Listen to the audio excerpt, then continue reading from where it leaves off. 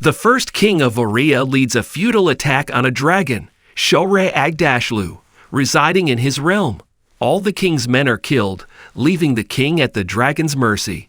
Centuries later, Elodie, Millie Bobby Brown, the adolescent daughter of Lord Bayford, Ray Winstone, receives a proposal from Queen Isabel, Robin Wright, of Orea to marry her son, Prince Henry, Nick Robinson.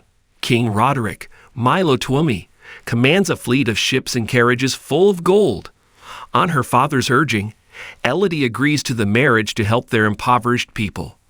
Lord Boyford says that their kingdom is far to the north and encounters harsh winters. He says that their stores are empty, and they will not make it to the next summer without help. Floria, Brooke Carter, is Elodie's younger sister. Elodie travels to Orea with Lord and Lady Bayford and Floria. Elodie is shown to be an expert in designing mazes. Upon arriving in Orea, the Bayfords are impressed with the wealth and opulence of the kingdom. At night, from her chambers, Elodie notices a fire burning at the top of a nearby mountain. Elodie and Henry initially both seem uninterested in each other, but begin to bond as they share a desire to travel. Lord Boyford confers with the Queen in private and is offered more gold than he could ever imagine. Yet, Lady Boyford can see that something bothers him when he comes out of the meeting. Elodie's stepmother, Lady Bayford, Angela Bassett, fails to befriend Queen Isabel. Isabel insults Lady Bayford by saying that she is the daughter of a rope maker and not of royal blood. Isabel is clear that this marriage is a transaction, as her family needs a bride and Bayford need money. Isabel does not even remember Elodie's name and calls her Eloise. Lady Bayford futilely implores Elodie to end the engagement. After the wedding the next day, Elodie and Henry take part in an ancient ritual in the mountains, supposedly to celebrate their union. Isabel says that when their ancestors first settled on this land, they found the dragon who ravaged their villages. The dragon was the last of its kind, but savage. The king attacked the dragon in its lair and was defeated. Isabel describes the pact between the first king and the dragon, where he had to sacrifice his 3 daughters for peace. The king put the duty to his subjects above than the love of his daughters. This sacrifice is commemorated every generation. Following a ceremony where their hands are cut and held together, Henry carries Elodie across the narrow path over the dragon's lair, then throws her into the chasm. Recovering from the fall, Elodie realizes that she is the actual sacrifice. Her cries wake the dragon.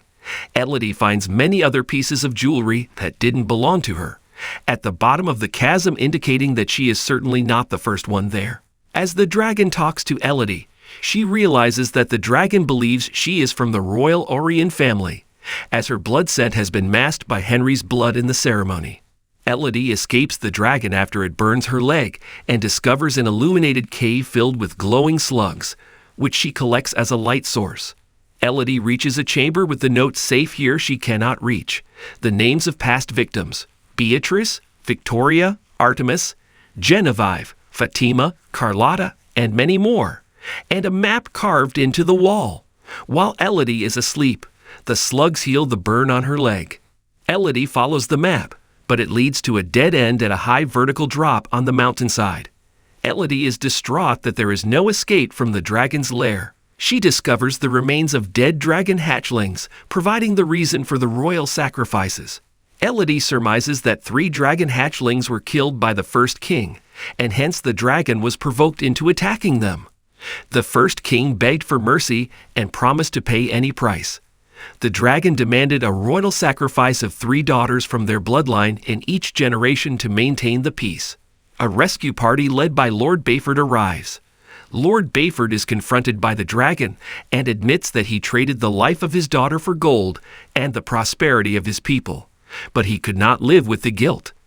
The dragon kills them, but the distraction allows Elodie to escape the mountain.